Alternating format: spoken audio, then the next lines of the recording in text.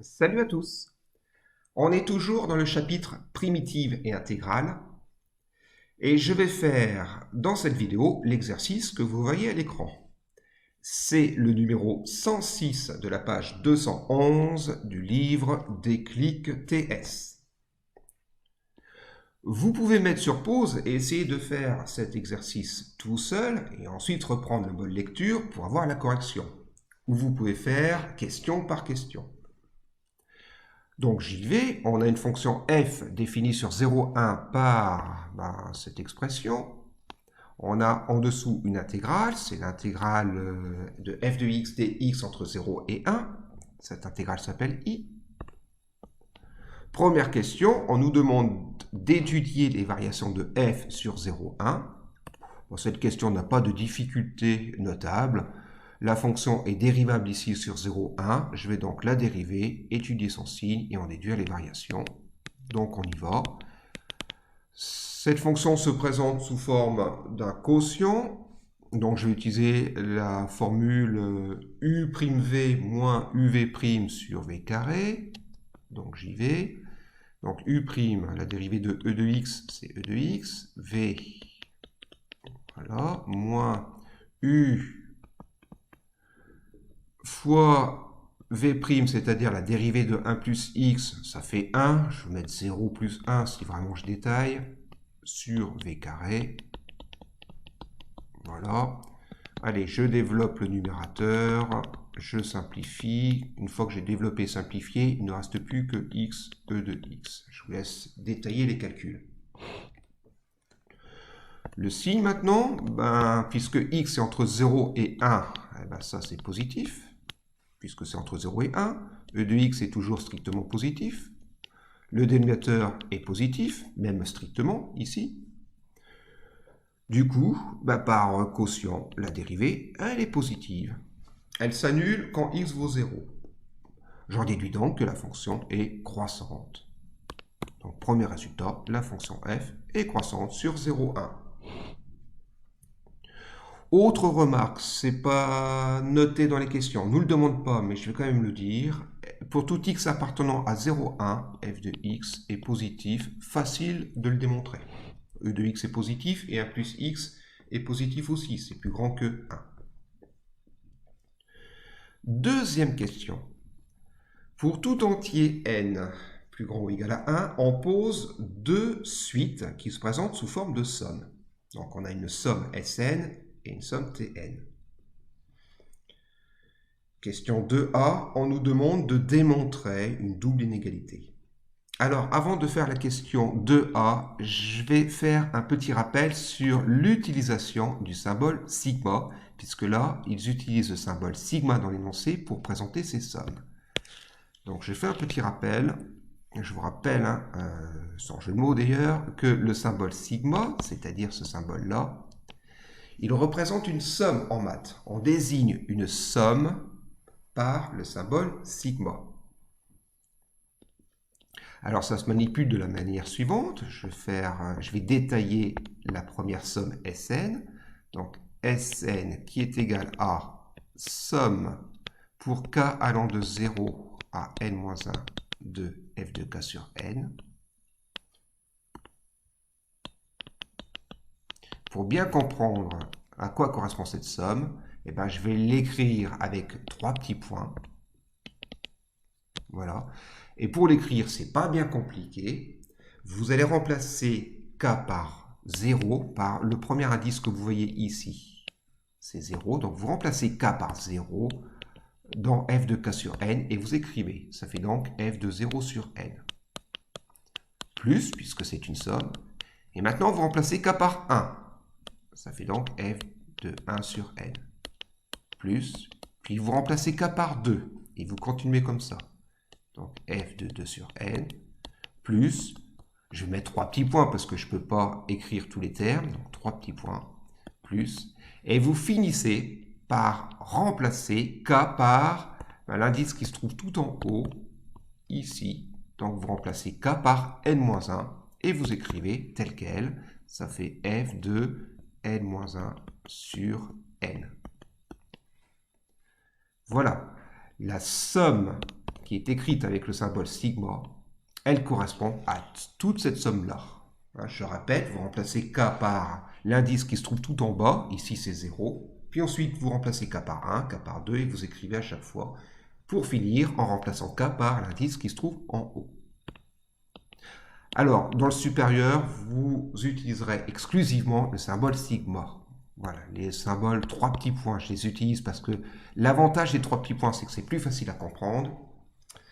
L'inconvénient des 3 petits points, en fait, il y a plusieurs inconvénients. Le premier inconvénient, c'est que d'une part, on ne sait pas très bien ce qui se cache dans les 3 petits points. Ce n'est pas toujours évident. Il peut y avoir des ambiguïtés, des confusions.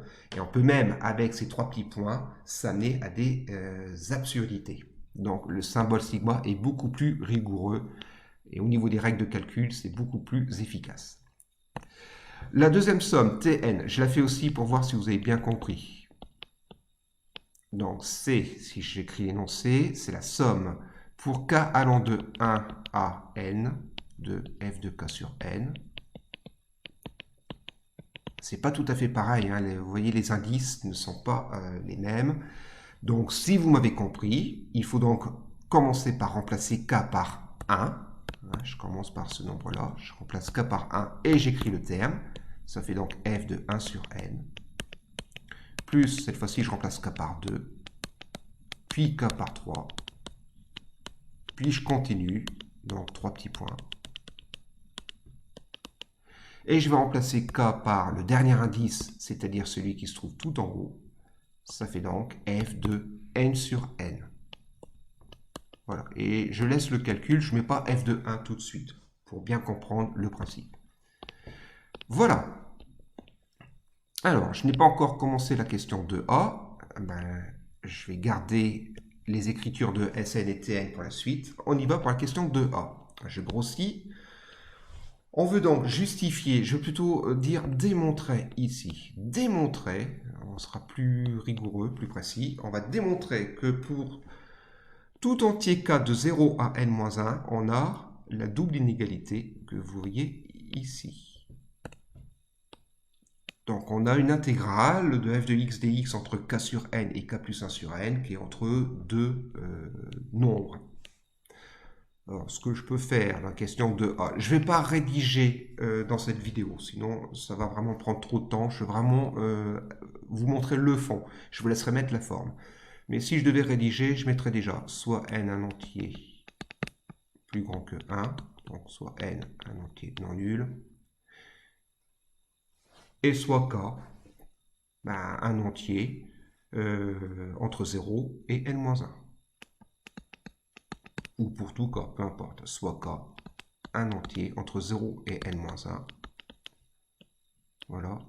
J'en profite pour introduire un nouveau symbole, si vous ne le connaissez pas. Les crochets, je vais essayer de faire ça mieux que ça. Voilà, quand je mets des crochets avec une double barre, ça veut dire l'ensemble des antinaturels entre 0 et n-1 inclus. Alors j'arrive au fond de la question. Comment montrer cette double inégalité? En gros, je veux encadrer une intégrale.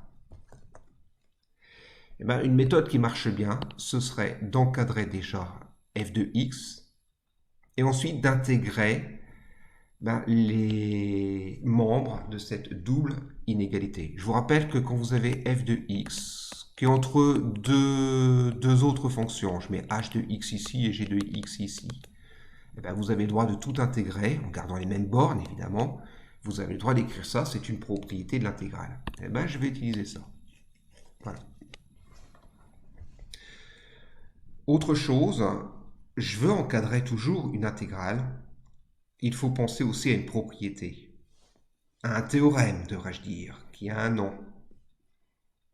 L'inégalité de la moyenne, si vous ne l'aviez pas. Eh bien, on peut penser à l'inégalité de la moyenne, et je vais l'utiliser.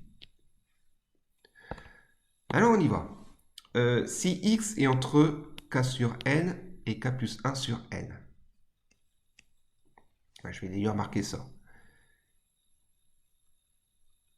Pour tout x appartenant à k sur n et k plus 1 sur n.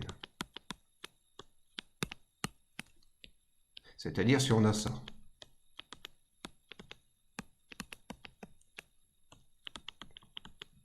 Et bien comme la fonction f est croissante, et ben, je peux l'appliquer et je vais donc avoir f de x qui sera entre f de k sur n et f de k plus 1 sur n. Qu'est-ce que je suis en train de faire ici? Je suis en train d'encadrer f de x quand x varie entre k sur n et k plus 1 sur n. Donc je pars de la manière suivante. Je dis pour tout x appartenant à k sur n, k plus 1 sur n, je les réécris ici. Et j'ai appliqué la fonction f. Comme elle est croissante, eh ben, je peux l'appliquer sans changer de sens. Voilà. D'où l'intérêt d'ailleurs de la question précédente. C'est pour ça qu'on nous a demandé de la faire. Je vous rappelle que les questions s'enchaînent. Il faut toujours regarder les questions précédentes. Ben voilà, si x entre k sur n et k plus 1 sur n, eh ben, je peux appliquer la fonction f. Elle est croissante. Eh ben, f de x sera entre f de k sur n et f de k plus 1 sur n. Je vérifie quand même que tous ces nombres, ce nombre-là et ce nombre-là, sont dans l'intervalle 0, 1. Encore une fois, il faut préciser que la fonction elle est croissante sur 0, 1. Donc, pour passer de là à là, je refais la flèche. J'ai appliqué la fonction f qui est croissante sur 0, 1. Et j'y suis bien ici. OK? Du coup, puisque f de x est entre f de k sur n et f de k plus 1 sur n, et que je veux encadrer l'intégrale, ben, je ne veux pas m'embêter, je vais intégrer. Donc ça fait intégrale de f de x dx entre k sur n et k plus 1 sur n. Et là, je vais intégrer ici. Voilà, dx, k sur n, k plus 1 sur n. Et je vais encadrer aussi à droite. Je vous le dis tout de suite, je n'utilise pas la méthode la plus rapide. Il y avait moyen, je le dirai tout à l'heure, d'aller un peu plus vite. Donc je réécris. Mais c'est pas grave, je vais m'en sortir. Voilà, voilà. Voilà, j'ai intégré chaque partie. À gauche, c'est exactement ce que je veux. Donc à gauche, je vais recopier. Je vais essayer de faire un copier-coller pour aller plus vite. Je dis à gauche, pardon, au milieu, vous m'avez compris. Au milieu. Donc au milieu, c'est exactement ce que je veux. Voilà, pour le milieu. Et à gauche, maintenant, je m'y intéresse. Bah, à gauche, je peux calculer cette intégrale. f de k sur n, c'est une constante en fait, puisque je ne vois absolument pas la variable x dans l'expression. C'est une constante. Donc je peux intégrer cette intégrale. Et pour intégrer f de k sur n dx, ben, comme j'ai une constante ici, eh ben, je vais prendre une primitive qui sera toute simple, et après j'utiliserai la formule du cours, la fameuse formule grand f de b moins grand f de a. Je vous rappelle que si par exemple j'ai comme fonction constante une fonction dans la constante c'est 3, ben, une primitive ce sera 3x. Donc ici ce sera f de k sur n, c'est constant ça, hein. Il n'y a pas de variable x là-dedans. Non, ça ne dépend pas de x, c'est bien constant. Donc je vais prendre une primitive de ça, ça va faire ça. Voilà, entre ça et ça. Je vais faire pareil à droite. Allez, je vais faire pareil à droite, c'est le même principe. Donc ça fait f de k plus 1 sur n. Voilà, x. J'ai oublié le x. Voilà la primitive. Alors, je complète. Voilà, je suis en train d'écrire plein de petites coquilles. Voilà, je termine à droite. Je remets les bornes correctement. Voilà, c'est bon. Bon, et maintenant je vais remplacer x par, à gauche, k plus 1 sur n. Puis après je ferai moins et je remplacerai x par k sur n. J'applique la fameuse formule grand f de b moins grand f de a. Bon, bah, j'y ai. Allez, à gauche, ça ne change toujours pas. Donc ça fait f de k sur n fois k plus 1 sur n. Je précise que je n'ai pas pris la méthode la plus courte. Je referai cette question avec l'autre méthode. Donc moins f de k sur n facteur, et je remplace x par k sur n, ça fait ça. Bon, au milieu, je n'écris pas, c'est la même chose, je l'écrirai après. Allez, à droite, même chose. Allez, je remplace x par la borne du haut. Donc, fois moins maintenant. Et je remplace x par la borne du bas. Voilà, fois k sur n. Bon, bah, j'y suis presque. Allez, à gauche, si vous factorisez par f de k sur n, je vous laisse faire, je ne le ferai pas. Mais si vous factorisez, vous avez f de k sur n, facteur de k plus 1 sur n moins k sur n. Ben, si vous calculez ce qu'il y a dans la parenthèse, il ne reste plus que 1 sur n. Donc après calcul, à gauche, en fait, vous obtenez f de k sur n fois 1 sur n. C'est ce qu'on veut, c'est exactement ce qu'on veut. Je l'ai, voilà, 1 sur n, f de k sur n, on l'a ici. C'est bon. À droite, c'est le même principe. Allez, à droite, vous factorisez par f de k plus 1 sur n. Ça fait f de k plus 1 sur n. Facteur, donc ouvrez les parenthèses, k plus 1 sur n moins k sur n. Vous simplifiez puisque tout est sur n dans la parenthèse. Là, ça ne fait plus que 1 sur n. Donc, résultat final, vous avez f de k plus 1 sur n fois 1 sur n. Et au milieu, ben, vous avez ce qu'on voulait, l'intégrale. Allez, je la remets ici et ici. Et la question est faite. Donc, vous voyez le principe. J'ai encadré f de x entre k sur n et k plus 1 sur n, puisque ce sont les bornes de l'intégrale. Et j'ai intégré partout pour calculer l'intégrale de chaque membre, en tout cas l'intégrale du membre de gauche et celle de droite. Cette expression, je suis en train de me répéter pour bien expliquer, cette expression ici, ben, il n'y a pas de lettre x, il n'y a pas de variable x en fait. Donc c'est une constante, c'est comme si j'avais 3. Et ben, je prends une primitive, la primitive de 3 c'est 3x, donc ici ça va faire ça, et je termine. Donc voilà, il y avait un moyen d'aller beaucoup plus vite en utilisant l'inégalité de la moyenne. Je rappelle très rapidement l'inégalité de la moyenne. Si vous avez une fonction f, dans l'expression f de x est entre deux nombres, un petit m et un grand m, une expression bornée si je peux m'exprimer ainsi, et bien dans ce cas-là, l'intégrale de f de x dx entre a et b sera entre m facteur de b moins a et grand M, facteur de B moins A. Voilà ce que dit l'inégalité de la moyenne. Eh bien, j'aurais pu appliquer. J'ai ma fonction f, je grossis ici, je vais écrire en bleu. J'ai ici, voilà, f de x qui est coincé entre deux nombres. Et ces nombres-là sont des nombres fixes puisqu'il n'y a pas la variable n.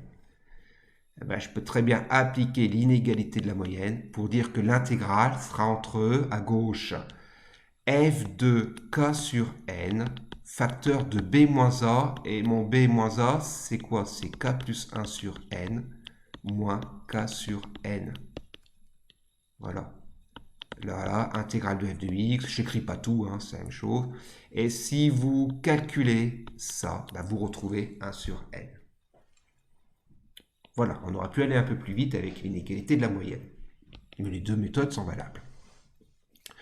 Ok, bah je continue. Question suivante. Je vais donc effacer tout ça.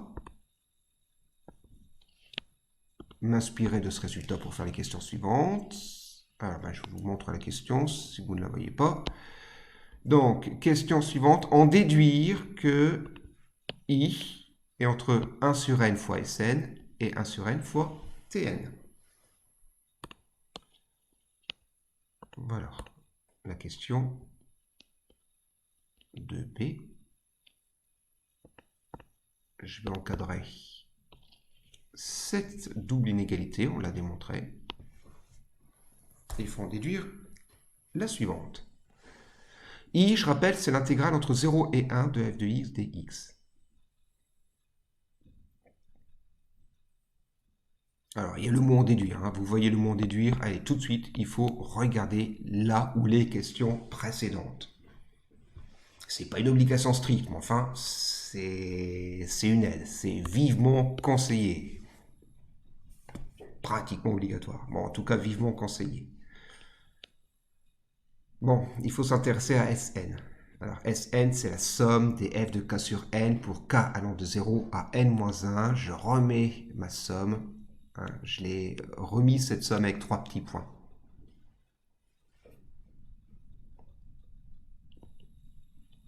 Allez, je vous donne des éléments de réponse, puis la réponse. On va utiliser l'inégalité, la double inégalité que j'ai soulignée, que j'ai entourée même. Cette double inégalité, elle est valable pour n'importe quel entier n plus grand ou égal à 1, et pour n'importe quel entier k compris entre 0 et n-1. Je vous donne le principe de la question. Écrivez cette, donc prenez déjà pour commencer, prenez déjà soit n, un entier plus grand que 1, évidemment, on commence par ça.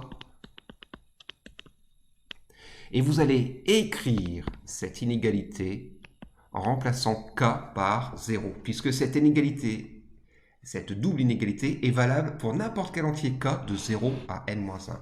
Et bien vous allez écrire cette double inégalité en remplaçant k par 0, elle sera valable. Vous allez en dessous écrire la même, mais en remplaçant k par 0, puis ensuite k par 2, et etc., puis k par n-1. Et vous allez surtout bien aligner cette double inégalité. Vous allez bien aligner les symboles plus petits ou égaux. Et ensuite, on va voir ce qu'on va faire. Alors j'y vais. Avec k est égal à 0. Allez, avec k est égal à 0, et bien j'écris cette inégalité, elle est tout à fait valable. On a donc 1 sur n. Le n par contre est fixé, lui il ne bouge pas. F de 0 sur n inférieur à intégrale entre 0 sur n, et je ne vais pas faire trop de calculs, et 1 sur n, voilà, je remplace k par 0, donc ça fait 0 plus 1 sur n, ça fait 1 sur n, de f de x dx, qui lui est inférieur à, allez, je remplace k par 0 une fois de plus, ça fait 1 sur n, f de 0 plus 1 sur n, je vais mettre f de 1 sur n. Voilà, je fais quelques calculs, mais pas trop, surtout pas trop, pour essayer de trouver une certaine logique dans les calculs. Voilà. Avec k est égal à 0, je vais écrire en vert, j'ai écrit cette double inégalité. Refaites la même chose en dessous avec k est égal à 1, puis k est égal à 2, et etc. Donc j'y vais, avec k est égal à 1, et bien ça donne la chose suivante. Allez, je reprends l'inégalité. Donc, je reprends ce que j'ai entouré. C'est 1 sur n, f de 1 sur n. Voilà, plus petit. Voilà, je vais faire un petit zoom arrière pour qu'on puisse bien voir, voilà, la double inégalité. Intégrale, alors au milieu, je remplace k par 1, ça fait intégrale entre 1 sur n et 2 sur n de f de x dx. Et à droite, ça fait 1 sur n, et je remplace k par 1, ça fait f de 1 plus 1 sur n, 2 sur n. J'y vais avec k est égal à 2. Puisque, encore une fois, cette double inégalité marche pour tout entier k de 0 à n-1. Donc ça donne 1 sur n, f de 2 sur n cette fois-ci, inférieur à intégrale. Alors je remplace k par 2, j'ai donc 2 sur n et 3 sur n ici. F de x dx, qui lui est inférieur à 1 sur n. F, et si je remplace k par 2 toujours, ça fait f de 2 plus 1, donc 3 sur n. On remplace k par 3, etc., etc. Bon, je vais le faire, mais on commence à voir la logique. Allez, je le fais une dernière fois. Donc je vais, pour gagner du temps, faire un copier-coller et puis changer ce qu'il y a changé. Voilà, si ça ne bug pas trop.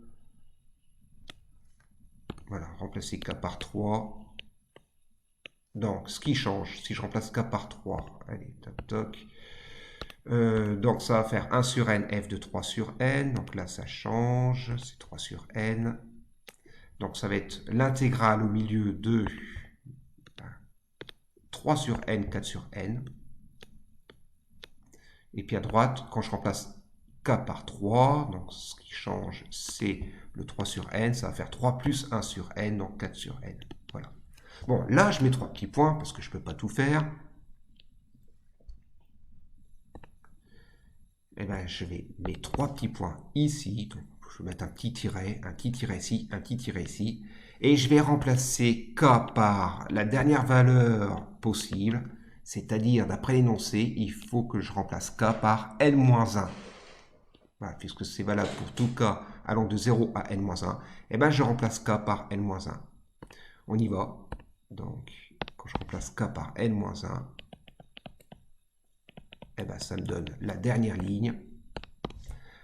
1 sur n, f2, alors c'est f de k sur n, donc f de n moins 1 sur n, inférieur à, là j'ai n, pardon, c'est n moins 1 que j'ai dit, je n'écris pas ce que je dis, voilà, je remplace k par n moins 1, voilà, donc ici c'est n moins 1 sur n, là c'est k plus 1, donc si k vaut n moins 1, ça va faire n sur n, f de x dx, inférieur, c'est pas trop aligné, pardon, ça devrait l'être, donc 1 sur n, et si je remplace k par n-1, une fois de plus, le k plus 1 devient n, donc ça fait f de n sur n. Voilà, j'ai écrit toutes ces inégalités en remplaçant k successivement par 0, 1, 2, 3, n-1. Je rappelle, hein, je veux en déduire ce que je vais souligner ou entourer en bleu, je vais en déduire ça. Que I entre 1 sur n, Sn, 1 sur n, Tn. Pourquoi je fais tout ça? Parce que je vous rappelle que Sn, c'est la somme des f de k sur n. Et que je retrouve du f de 0 sur n, f de 1 sur n, f de 2 sur n. Et bien la méthode ensuite va consister à additionner toutes ces inégalités, à sommer toutes ces inégalités. C'est-à-dire que je vais tirer un gros trait, comme si j'étais en primaire, un gros trait, je vais mettre un gros plus, c'est l'addition, et je vais additionner toutes ces inégalités. C'est pour ça que c'est important d'aligner les symboles inférieurs ou égales, même si la dernière, je n'ai pas pu très bien le faire. Je vous rappelle une petite propriété en maths, si A est plus petit que B et que C est plus petit que D, alors A plus C est plus petit que B plus D. C'est cette propriété que j'utilise ici. Voilà. Bon, qui paraît logique, qui serait intéressant de démontrer d'ailleurs, ça c'est une autre histoire. Mais c'est cette propriété que je vais utiliser. Si j'ai deux nombres qui sont plus petits que deux autres nombres, bah, quand j'ajoute les nombres plus petits, ça restera plus petit que la somme des nombres plus grands, si je peux m'exprimer ainsi. En tout cas, je vais additionner tout ce qu'il y a à gauche, tout ce qu'il y a au milieu et tout ce qu'il y a à droite. Alors, je ne vais pas tout écrire, on va essayer de voir ce que ça donne. Si j'ajoute tout ce qu'il y a à gauche, donc ça fait, je vais souligner, ça, plus ça, plus ça, plus ça, plus ça. Imaginons qu'on factorise par 1 sur n. Si j'écris, ça fait donc 1 sur n, et j'ajoute tout ce qu'il y a à gauche, c'est-à-dire, entre parenthèses, f de 0 sur n, plus f de 1 sur n, plus f de 2 sur n, je ne vais pas tout écrire, plus f de 3 sur n, bon, je vais le mettre dans mes 3 petits points, et plus le dernier, f de n moins 1 sur n. Voilà, quand j'ajoute tout ce qu'il y a à gauche, et si en même temps je factorise par 1 sur n, ça me donne ça. Et si je fais un petit zoom arrière de mon écran, j'espère que vous pouvez voir et constater surtout que ça me donne quelque chose. C'est égal à quelque chose. Allez, je zoome cette partie-là. F de 0 sur n plus f de 1 sur n, 2 sur n, etc. Et je fais le lien avec le haut de l'écran. Et vous avez dû voir que c'est exactement Sn. Voilà. Ben oui, ce qu'il y a en bleu, c'est Sn. C'est la somme des f de k sur n pour k allant de 0 à n-1. C'est Sn ça. Allez, je vais le mettre en bleu. J'ai donc 1 sur n, je vais l'écrire aussi en bleu, fois Sn. Ça, c'est ce qu'il y a à gauche. Ça m'arrange d'ailleurs, c'est exactement ce qu'il y a dans la réponse de la question. Je vais faire pareil à droite. Allez, donc je vais mettre ça. Je vais laisser le milieu pour l'instant, on va s'y intéresser après. Je vais faire pareil à droite. À droite, je vais sommer tous les nombres qui se trouvent justement dans les membres de droite. Je vais additionner. Donc on y va. J'ai du 1 sur n. Donc je vais le faire en vert. Ce que j'aurais pu faire ici, c'est le faire en bleu. Je suis un peu bête. Voilà, histoire quand même de respecter un code couleur. Toc, toc, toc, toc. Allez, en vert, je vais additionner tout ce qu'il y a à droite. Toc, toc, toc. Si je le dicte, ça fait 1 sur n, fait f de 1 sur n, plus 1 sur n, f de 2 sur n, etc., etc. Et si en même temps, comme tout à l'heure, je factorise par 1 sur n, et bien ça fait ça. Ça fait 1 sur n, facteur de f de 1 sur n, plus f de 2 sur n, plus 3 petits points, plus f de n sur n. Voilà, je n'ai pas tout écrit, mais vous m'avez compris. J'additionne tout ce qu'il y a à droite et en même temps, je factorise par 1 sur n. Et on remarque que ce que je vais souligner en vert ici, en termes d'accolade, f de 1 sur n plus f de 2 sur n plus f de 3 sur n plus f de n sur n, et bien c'est Tn. C'est Tn. Alors, j'ai pas mis le f de 3 sur n, il est dans les 3 petits points, mais c'est Tn, il y est. J'ai donc 1 sur n, Tn.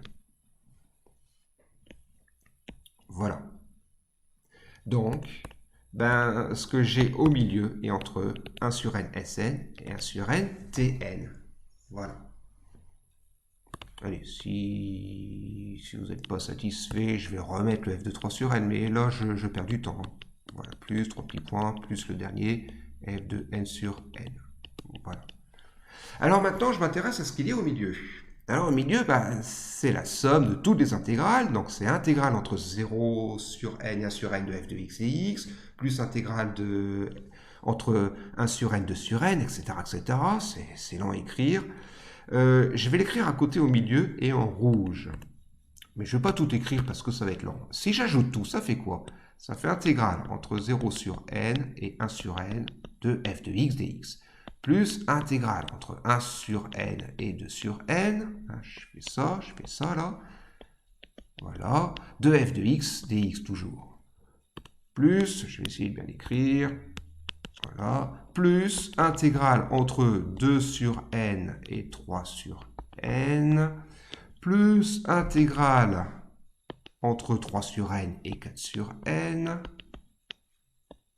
toujours de f de x dx, hein, c'est la même expression que j'intègre, plus 3 petits points, et ça se termine par intégrale, il faut que je reprenne ma dernière inégalité, celle qui est tout en bas, c'est n-1 sur n et n sur n. Et bien ça se simplifie avec la relation de Chasles. Je rappelle que intégrale entre A et B plus intégrale entre B et C, c'est intégrale entre A et C. C'est la relation de Chasles, hein, ici et ici. Et bien je vais appliquer cette propriété de l'intégrale. Du coup, la somme de toutes ces intégrales, ça va être quoi? Eh ben, ça va être intégrale entre 0 sur n et n sur n. On voit bien que je peux appliquer la relation de Chasles successivement. On a la même chose ici et ici, ici et ici, ici et ici. Ben ici, et puisqu'il y a les 3 petits points, même chose ici, la logique se poursuit. Donc il ne reste plus que 0 sur n et n sur n. De f de x dx. Et ben je l'écris, voilà. Donc au milieu, j'ai intégrale entre 0 sur n et n sur n. De f de x dx. Et ça correspond à l'intégrale entre 0 et 1, si je calcule de f de x dx, et c'est exactement I Donc dernière ligne, I, c'est ça. Et entre eux, bah, Tn sur n, et, ou plutôt, et entre Sn sur n, pour le plus petit, et Tn sur n. Voilà. Où je garde la manière dont ils ont écrit les choses. Donc I est entre 1 sur n fois Sn et 1 sur n fois Tn. Et la question est faite.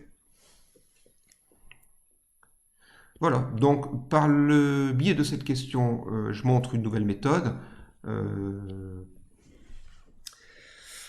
Quand vous voulez encadrer des sommes, bah, vous pouvez écrire des inégalités plusieurs fois et les additionner comme je viens de le faire. Voilà, la question B est faite, on va passer à la question 2C. Question 2C, calculer 1 sur n de Tn moins Sn. Ok, ah ben, je vais tout effacer et on va faire ce calcul.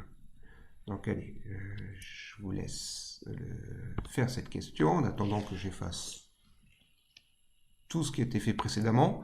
Je vais juste garder les termes Sn et Tn. Je vais garder les termes avec les 3 petits points. Puisqu'on veut calculer 1 sur n de Tn moins Sn.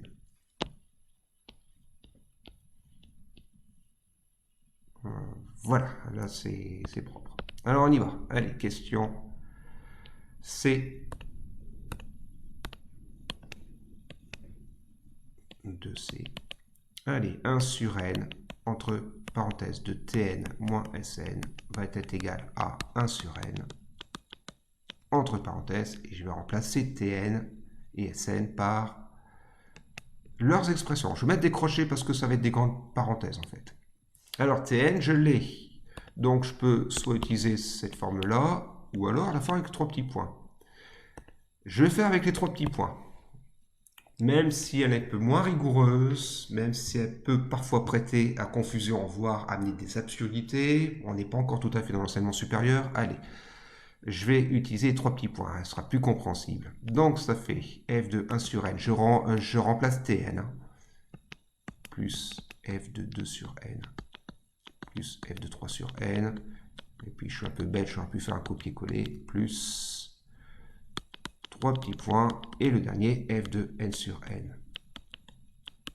Voilà, donc ça c'est Tn. Moins Sn, alors attention, il y a un moins, donc je vais mettre des parenthèses, et Sn, allez, là je vais faire un copier-coller, donc je reprends, Sn c'est ça. Voilà, voilà c'est bien Sn, donc je le mets, ah zut, voilà, s'il veut bien.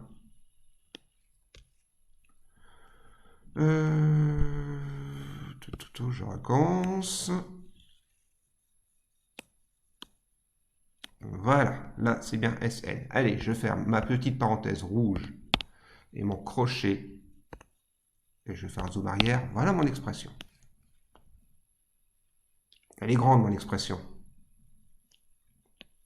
Et c'est l'un des inconvénients des 3 petits points, c'est que ça fait des grandes expressions. Ça aurait été plus court avec le symbole sigma. Mais on va continuer. Alors l'intérêt des 3 petits points, c'est qu'on va se rendre compte de quelque chose. Vous l'avez peut-être déjà vu. Bon, première chose, je vais développer le moins 1 qui est ici. Là, hein, j'ai un moins 1, je vais le développer. En gros, je vais supprimer la parenthèse orange en changeant tous les signes. Donc ça fait, allez, si je recopie tout ça, donc ça fait, toc, toc, toc, je recopie tout ça, toc, toc, ah, m'embête pas, toi. Allez, allez, allez, allez, allez, voilà, voilà, voilà. Donc si je recopie tout ça, voilà, et bien il n'y a plus de parenthèse. Voilà, il n'y a plus de parenthèse, il n'y a que des moins, s'il veut bien. Ah, ça y est, il bug. Toc.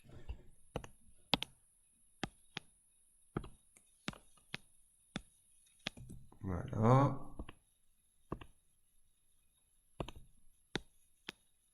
Je vais m'en sortir, je vais m'en sortir. Voilà, voilà. Allez, je retire le plus. Ça, et je mets que des moins. ici. Voilà, donc ça fait moins, moins, 3 petits points, moins. Voilà, non sans mal. Donc j'ai développé le moins 1 qui était devant la parenthèse orange pour mettre que des moins. Et là, vous devez vous rendre compte de quelque chose. C'est qu'il y a beaucoup de termes qui sont opposés, qui vont s'annuler. Eh oui, le f de 1 sur n que je vais barrer en vert, ben, il s'annule avec moins f de 1 sur n. Le f de 2 sur n, ici, ben, il s'annule avec le moins f de 2 sur n. Le f de 3 sur n, ben, il va aussi s'annuler avec le moins f de 3 sur n qui est ici. Alors on ne le voit pas, il est dans les 3 petits points. Mais il existe toujours. Donc le plus f de 3 sur n va s'annuler avec moins f de 3 sur n. La logique va se poursuivre jusqu'à un terme qui sera, et je vais le faire en vert clair, le moins f de n moins 1 sur n, il va s'annuler aussi avec le plus f de n moins 1 sur n qui se trouve ici. Là, j'ai plus f de n moins 1 sur n qui est dans les 3 petits points. Vous comprenez d'ailleurs l'inconvénient des 3 petits points, c'est que on ne voit pas toujours tout. Tout n'est pas visible, mais ils existent. En tout cas, ça s'annule. Donc, il y a énormément de choses qui s'annulent. Voilà, ça je vais l'effacer. Alors, pas tout. Il reste quand même des éléments. Je dirais même qu'il reste 2 éléments. Donc, ça va être égal à 1 sur n. Je vais garder mon crochet. Et qu'est-ce qui reste? Il reste f de n sur n, qui lui, par contre, ne s'annule pas. Hein. Je ne vois pas s'en opposer après. Et puis, il reste aussi autre chose. Le moins f de 0 sur n, mais il reste. Et ben voilà. Au final, 1 sur n de tn moins sn va être égal à 1 sur n de f de n sur n moins f de 0 sur n. C'est un peu pénible à dire. En tout cas, il ne reste plus que ça. Ben, je n'ai plus qu'à finir mon calcul et j'aurai le résultat. Donc, ça fait 1 sur n f de 1 moins f de 0, évidemment. Et je calcule. Allez, f de 1, ça fait, ben, je reprends l'expression de l'énoncé. Hein. F de x, c'est e de x sur 1 plus x. Donc, ça fait e de 1, donc 1 sur n, de e de 1, c'est-à-dire e sur 1 plus 1, 2, moins f de 0, et f de 0, après calcul, ça fait 1. Voilà. Donc, on a le résultat. 1 sur n de tn moins sn est égal à 1 sur n de e sur 2 moins 1. Je vais le remettre dans l'énoncé. Voilà, je le remets dans l'énoncé. Donc, ça fait 1 sur n. Je vais le remettre en rouge. 1 sur n de, on avait dit 2 sur n, je vais le remettre, non, e sur 2 moins 1, e sur 2 moins 1. Voilà. Ok. Je le répète une fois de plus, je suis peut-être un peu long, tn moins sn, quand je veux calculer tn moins sn, c'est-à-dire que je veux faire tout ça moins tout ça, on pouvait voir aussi dès le départ qu'il y a plein de choses qui s'éliminaient. Allez, je refais une fois de plus les choses qui s'éliminent. Le f de 1 sur n, donc si je mets moins Sn, ça fait qu'il y a des moins partout ici, ici, ici, ici, ici. Voilà, il y a des moins partout. Et donc f de 1 sur n s'élimine avec celui-là. Le f de 2 sur n, il s'élimine avec celui-là. Le f de 3 sur n, il s'élimine avec celui qui sera ici, etc., etc., etc. Et on voit bien que le moins f de n moins 1 sur n va s'éliminer avec celui qui est ici. Qu'est-ce qui reste au final? F de 0 sur n moins f de 0 sur n et plus f de n sur n. C'est ce qu'on avait marqué précédemment. Voilà. Question suivante. Alors, soit un entier P plus grand que 1, justifier que les nombres Sn sur n et Tn sur n sont des valeurs approchées de I à 10 puissance moins P près, dès que E-2 sur 2n est inférieur à 10 puissance moins P.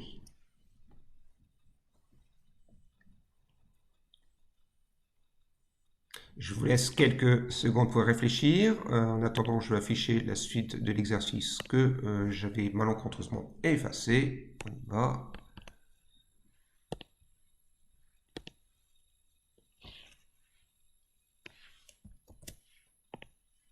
Voilà.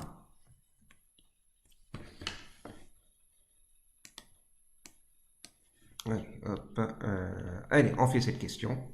Donc, justifier que Sn sur n et Tn sur n sont des valeurs approchées de i à 10 moins près, à 10 moins p près, dès qu'on a la condition suivante. Alors, c'est la question précédente qui va nous apporter la réponse. Il faut comprendre la question 2c.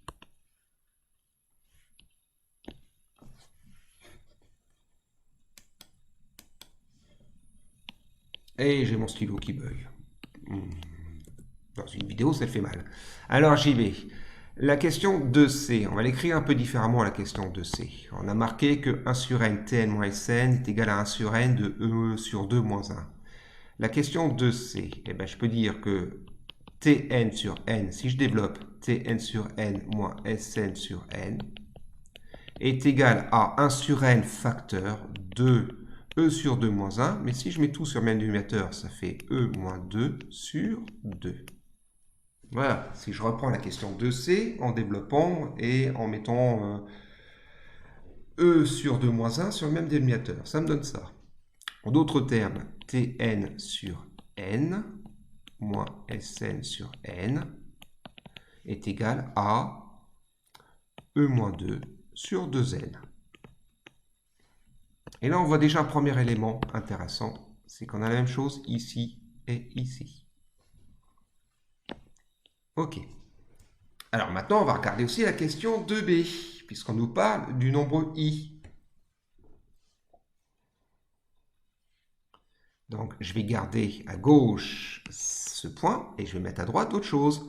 On nous dit dans la question 2b que le i, je vais le réécrire, le i, il est entre 1 sur n Sn, c'est-à-dire Sn sur n, et Tn sur n. Voilà ce que nous dit la question précédente. Voilà. Ça y est, ça fonctionne. Eh bien, les questions 2b et 2c nous apportent la réponse à la question 2d, si on réfléchit un peu. On a plusieurs remarques à faire. Première remarque, l'expression e moins 2 sur 2n. Ben, cette expression sera de plus en plus proche de 0 lorsque n sera de plus en plus grand. Si je considère ça comme l'expression générale d'une suite, e moins 2 sur 2n, suite d'indice n converge vers 0. Voilà. Et ça correspond à la différence tn sur n moins sn sur n. On va faire un croquis pour expliquer tout ça. Si je représente sur un axe tous ces nombres-là, je prends l'axe des réels. Je vais mettre i ici, que je ne connais pas. Je mets i. Par contre, je sais que i est entre Sn sur n et Tn sur n. Je l'ai démontré dans la question B, question 2b. Voilà.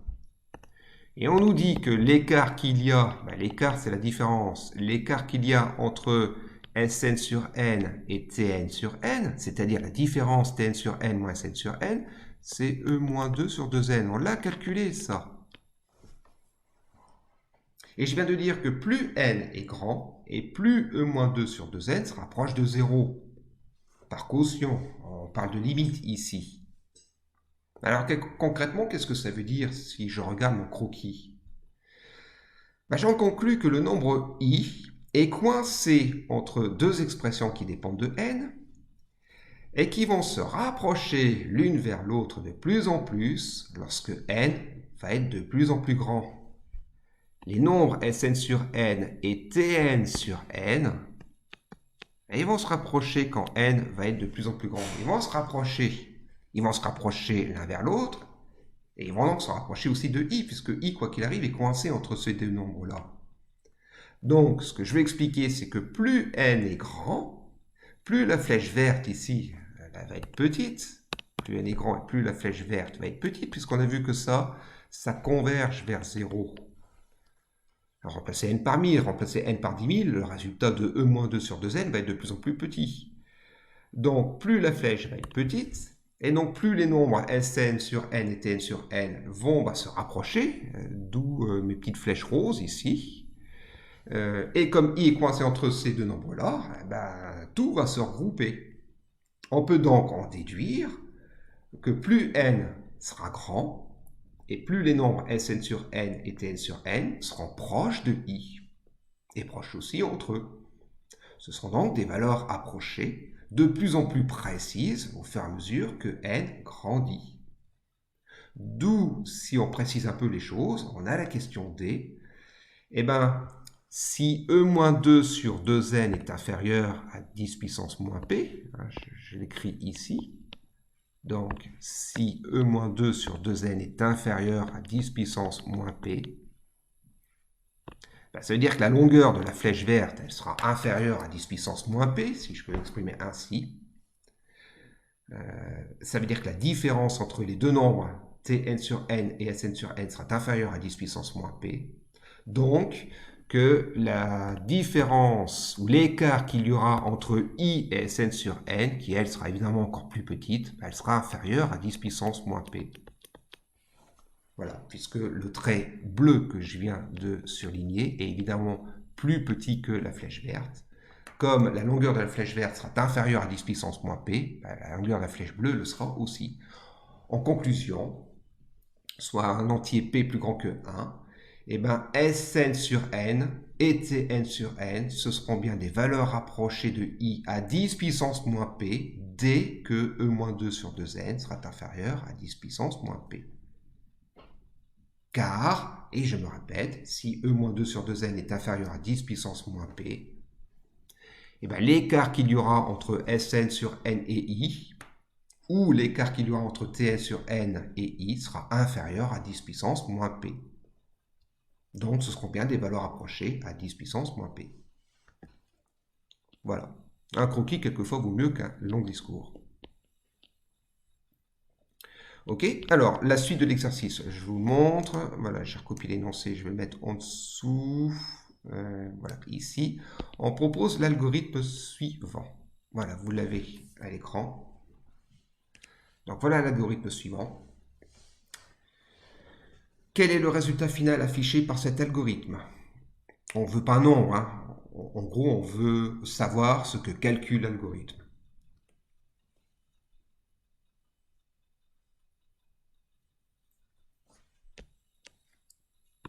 Je vous laisse réfléchir. Alors, dans un algorithme, il y a des variables. En général, on ne prend pas n'importe quelle lettre dans l'alphabet. On prend des lettres cohérentes. Ils ont utilisé NK, ce sont des entiers. S, un réel. Pourquoi ils ont pris S? Pas autant le dire, c'est en rapport avec SN. Voilà, en général, on simplifie les choses. Donc voilà, NK des entiers, S, un réel. Début entre N, ensuite 0 va dans S, et puis il y a une boucle. Donc pour I allant de 0 à N-1 faire.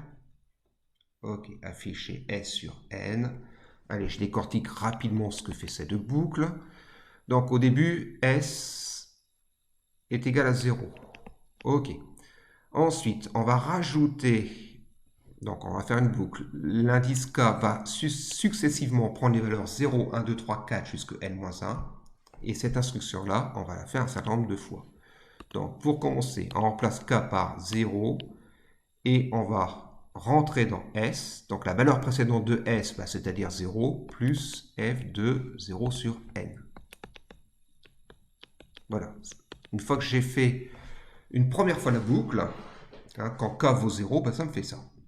Ensuite, je reprends ma boucle. Donc cette fois-ci, k vaudra 1. Je vais donc reprendre la valeur précédente de S et rajouter f de 1 sur n. Etc., etc. Je vais refaire l'algorithme vraiment correctement. Je vous rappelle que quand vous voulez tester un algorithme, on fait un petit tableau. Donc là, je vais le faire. Allez, on fait un tableau avec autant de lignes que de variables. NK, bon, NK, et puis S, voilà. Le N, bon, il est un entier qui sera saisi, il ne va pas bouger dans ma boucle. Donc on y va, S vaut 0, donc je mets 0 dans S, au départ, voilà. Je vais faire un petit espace et je commence ma boucle. Donc je recommence ce que je viens de dire, je recommence mon raisonnement. Donc K vaut 0 et je refais cette instruction. Donc je prends S, donc 0 plus f de 0 sur n. Voilà. Ensuite je continue, le K vaut 1. Voilà, hein, je refais ma boucle une deuxième fois, donc le K vaut 1. Donc on y va. Hop. Je refais l'instruction que j'ai soulignée. Donc, je prends le S précédent. Et ben, je vais le recopier sans rien calculer. Je vais laisser ça comme ça. Et je vais rajouter donc f de k sur n, c'est-à-dire f de 1 sur n. Voilà. Et je continue. Allez, un petit zoom arrière pour essayer de tout voir. Je vais effacer vraiment. Voilà, ça ne sert plus à rien. Allez, je remplace k par 2, si vous me suivez. Toc, toc, toc, je remplace k par 2. Je reprends le S précédent, hein, encore une fois, S plus f de k sur n va dans S, donc je reprends la somme précédente. Je ne veux pas mettre le 0 plus quand même, hein. Je vais juste reprendre ça. Voilà, et je rajoute f de k sur n, c'est-à-dire f de 2 sur n.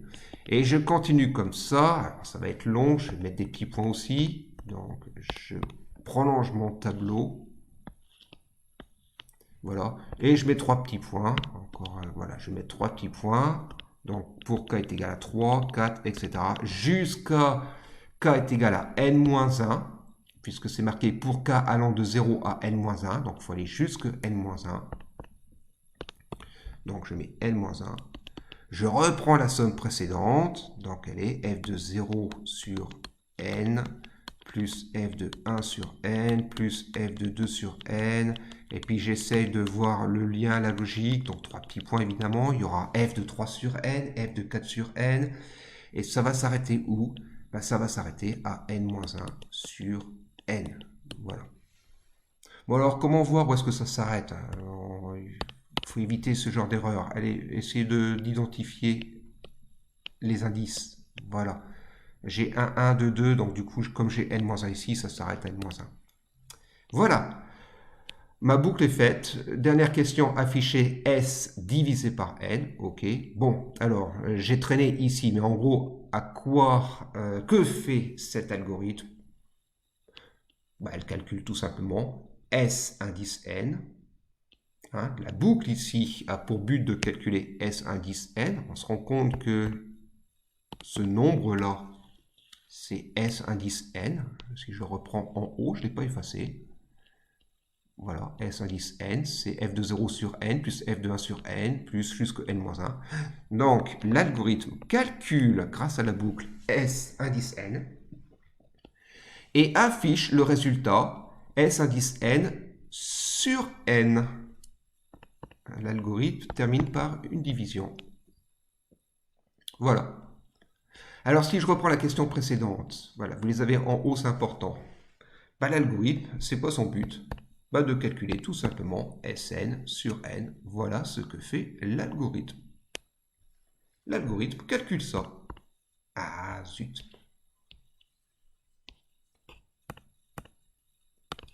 Tu m'aides pas, toi. Je parle à mon ordinateur. Voilà, l'algorithme a pour but de calculer ça. Ok. Donc, pour aller un peu plus loin, en fait, l'algorithme a pour but de trouver une valeur approchée de l'intégrale i. Puisque dans les questions précédentes, on a démontré que le nombre Sn sur n sera de plus en plus proche de i quand n sera de plus en plus grand, que Sn sur n, c'est une valeur approchée de i, qui sera de plus en plus proche, plus précise, quand n sera grand. Bon, ben, l'algorithme a pour but de trouver une valeur approchée de l'intégrale i. Ok. Une intégrale i, d'ailleurs, hein, je rappelle l'énoncé, c'est intégrale de e de x sur 1 plus x entre 0 et 1. Une intégrale qui n'est peut-être pas évidente à calculer, d'ailleurs. D'où l'intérêt de l'algorithme. Question B, que je vais faire rapidement. Modifier l'algorithme précédent de façon qu'il affiche en fonction d'un entier p, une valeur approchée de i à 10 moins p près, par défaut. Alors, je viens de dire que l'algorithme avait pour but de trouver une valeur approchée de i. On va être un peu plus précis là, on va justement s'intéresser à la marge d'erreur, c'est-à-dire à 10 puissance moins p. Donc je vous laisse relire la question B. J'efface tout ça. Et pour faire la question B, on a besoin des questions que j'ai mises au-dessus, on a besoin des résultats que j'ai mis au-dessus.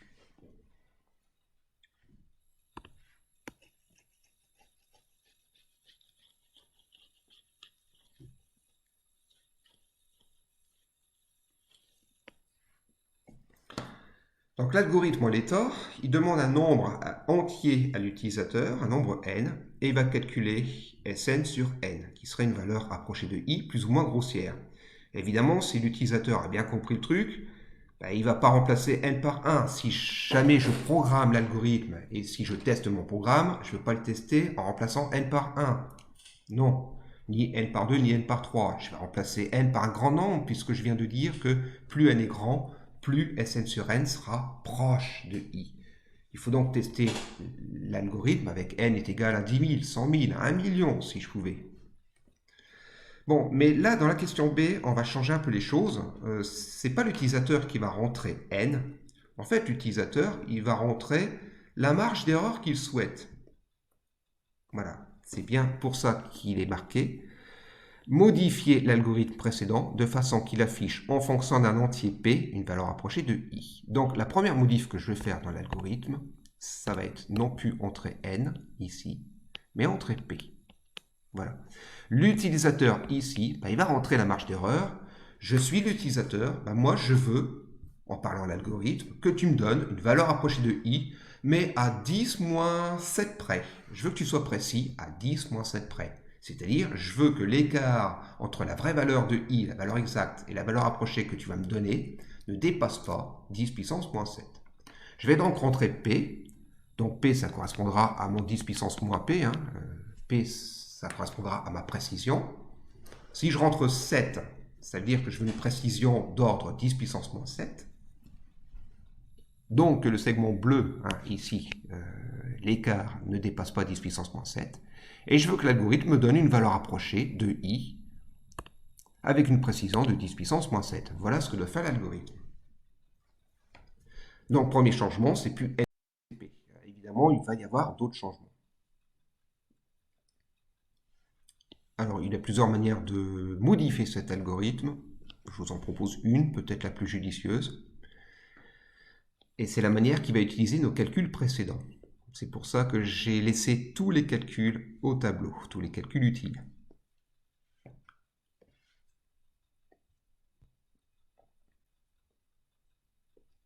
Je peux même remontrer l'énoncé des questions précédentes, notamment de la question D, ici, parce qu'elle est importante cette question. C'est cette question que je vais utiliser. Allez, je vous donne la réponse. La question D nous dit que Sn sur n sera une valeur approchée de i à 10 puissance moins p, c'est exactement ce que je veux, près, dès que j'aurai ça. Et bien, tout à l'heure, c'est l'utilisateur qui entrait n. Et bien, maintenant, on va dire à l'algorithme la valeur de n ici qui va correspondre à une valeur approchée de 10 puissance moins p. Je m'explique. Grâce à la question 2D et à ce que j'ai entouré, c'est nous qui allons mettre dans l'algorithme la valeur de l'entier n à avoir dans la boucle pour que l'algorithme puisse calculer une valeur approchée de i à 10 puissance moins p près. Que dit la question D? Elle me dit que si n, je vais le recopier, que si n vérifie ça, c'est-à-dire si e moins 2 sur 2n est inférieur à 10 puissance moins p, où le p sera saisi, alors si j'ai ça, alors c'est bon, le calcul de Sn sur n me donnera un résultat, me donnera une valeur approchée de i inférieure à 10 puissance moins p. D'amplitude inférieure à 10 puissance moins p. Eh bien, je vais tout simplement résoudre cette inéquation où l'inconnu ici c'est n, le p étant la valeur qui sera saisie par l'utilisateur. Donc, E-2 sur 2n sera inférieur à 10 puissance moins p, si et seulement si, et je vais résoudre cette inéquation. Si et seulement si, bah allez, si je multiplie par n, ça fait quoi? Ça fait ça, sur 2, inférieur à... pardon, je fais des bugs, d'abord les parenthèses, elles ne servent à rien. Je multiplie par n, j'ai dit, comme n est positif, je peux le faire. Voilà. Voilà. Dernière étape, je vais diviser par 10 puissance moins p, qui est positif, non nul, il n'y a pas de souci. Donc si je divise, ça fait ça. Et ben voilà, c'est fait. Donc, si n est plus grand que E-2 sur 2 fois 10 puissance moins p, alors Sn sur n sera une valeur approchée de i, telle que l'écart qu'il y aura entre ces deux nombres sera inférieur à 10 puissance moins p. En d'autres termes, si n est plus grand que E-2 sur 2 fois 10 puissance moins p, alors Sn sur n sera une valeur approchée de i à 10 puissance moins p près par défaut. Et bien, qu'est-ce qu'il me reste à faire? Ben, tout simplement à rajouter l'instruction. Je vais la mettre là où j'ai la place, c'est-à-dire à droite. Je vais rajouter l'instruction ou à gauche. Allez, je vais la mettre à gauche. Ici, exactement ici, et ben, je vais mettre n reçoit E-2 sur 2 fois 10 puissance moins p. Voilà. Après, il met 0 dans S, il initialise la somme, il fait sa boucle, mais il va faire la boucle suffisamment loin pour avoir à la fin une valeur Sn, et surtout Sn sur n, une valeur proche de i, et répondant à la question. Alors, c'est pas tout à fait vrai ce que j'ai mis. Je vais vite rectifier, c'est pas tout à fait vrai. Certains d'entre vous l'ont peut-être remarqué. Qu'est-ce qui n'est pas tout à fait vrai? Bah, j'ai pas rentré un nombre entier pour n. Donc, pour être plus précis, ici, ce que j'entoure, ce que je dois mettre comme instruction, c'est pas tout à fait E-2 sur 2 fois 10 puissance moins P. C'est l'entier qui sera supérieur à E-2 sur 2 fois 10 puissance moins P. On est d'accord que ce que j'ai souligné, surtout ici, ce que je souligne en rose, c'est pas toujours un entier. Donc, on va plutôt mettre dans N l'entier qui est juste après. Ou même l'entier qui est bien après, peu importe, il m'en faut un plus grand. Il faut que ce soit plus grand que E-2 sur 2 fois 10 puissance moins P. Donc, ce que je vais mettre exactement ici, voilà, c'est N reçoit, et je vais utiliser le symbole, ce symbole-là, je vais mettre partie entière de E-2 sur 2 fois 10 puissance moins P. Voilà, ça veut dire la partie entière de E-2 sur 2 fois 10 puissance moins P. Le problème, c'est que c'est la partie entière inférieure. Moi, je veux que ce soit supérieur, donc je vais mettre plus 1. Voilà, j'efface ça. Ou bien, vous pouvez mettre, et en prépa, ils utilisent maintenant cette notation-là, la fonction partie entière, elle s'utilise non plus avec le symbole E, c'est une vieille symbole ça, elle s'utilise avec les symboles demi-crochet inférieur ou supérieur. Je vais mettre demi-crochet supérieur pour dire bah, n va recevoir le nombre entier qui se trouve juste après E-2 sur 2 fois 10 puissance moins P. Voilà, j'en dis pas davantage, si vous avez bien compris le principe, hein, c'est de prendre un nombre entier plus grand que ça.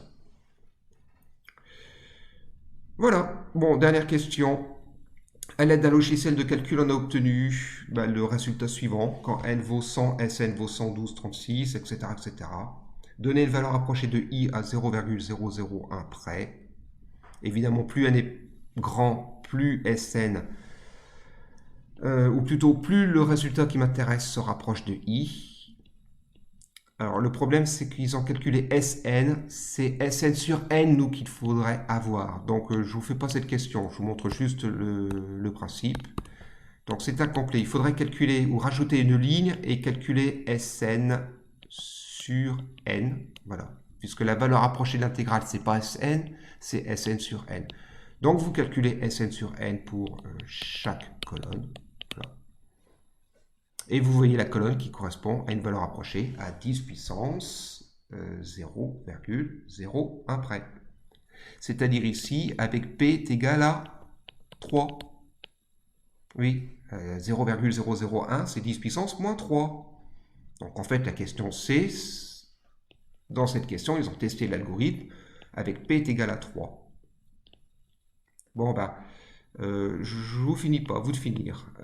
Pour que je puisse avoir une valeur approchée avec une précision de 10 puissance moins 3, bah, trouvez n qui correspond à ça.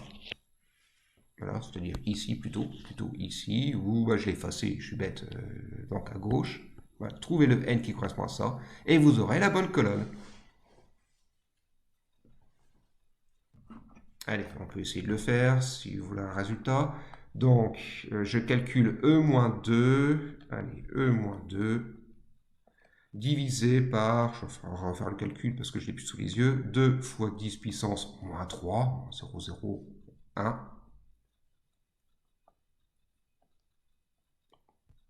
Voilà, quand P vaut 3, ou quand je veux une valeur approchée à 0,001 près, eh ben, j'ai un E-2 sur 2 fois 10 puissance moins P qui vaut 67,66.